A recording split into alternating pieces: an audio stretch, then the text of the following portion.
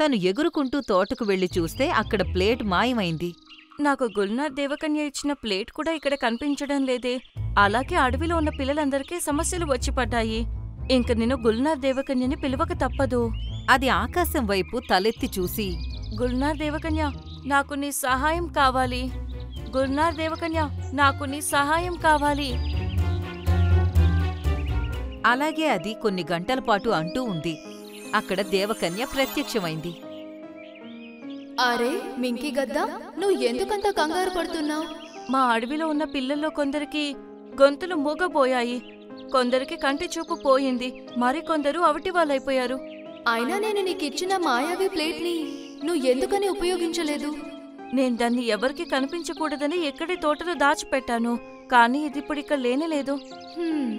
నాకెందుకో ఆ ప్లేట్ని మాయం చేసింది ఇంకా ఆ అడవిలో ఉన్న పిల్లల్ని ఇబ్బంది పెట్టింది ఒక్కరే అనిపిస్తుంది. నేనిప్పుడే అదెవరో కనిపెడతాను. ఆ మాయావి ప్లేట్ అలాగే దాన్ని దొంగతనం చేసిన వాళ్ళు ఇప్పుడే ప్రత్యక్షమవ్వాలి. అలా అని దేవకన్య తన మంత్రదండాన్ని తిప్పింది. అప్పుడే గోల్డీ ప్లేటుతో పాటు అక్కడికొచ్చింది.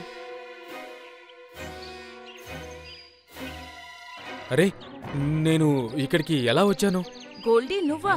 వీటన్నిటి వెనక నువ్వే ఉన్నావా? అది నీకు చెప్దామనుకున్నాను.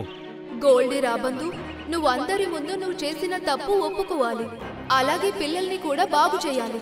అలా చేయడానికి నేను నీకు సాయంత్రం వరకు సమయాన్నిస్తున్నాను. నువ్వలా చెయ్యకపోతే నేను నిన్ను ఇప్పుడే చీమలా మార్చేస్తాను. అరే వద్దు, నేనందరికీ నిజం చెప్పేస్తాను. అలాగే పిల్లల్ని కూడా బాగు చేస్తాను.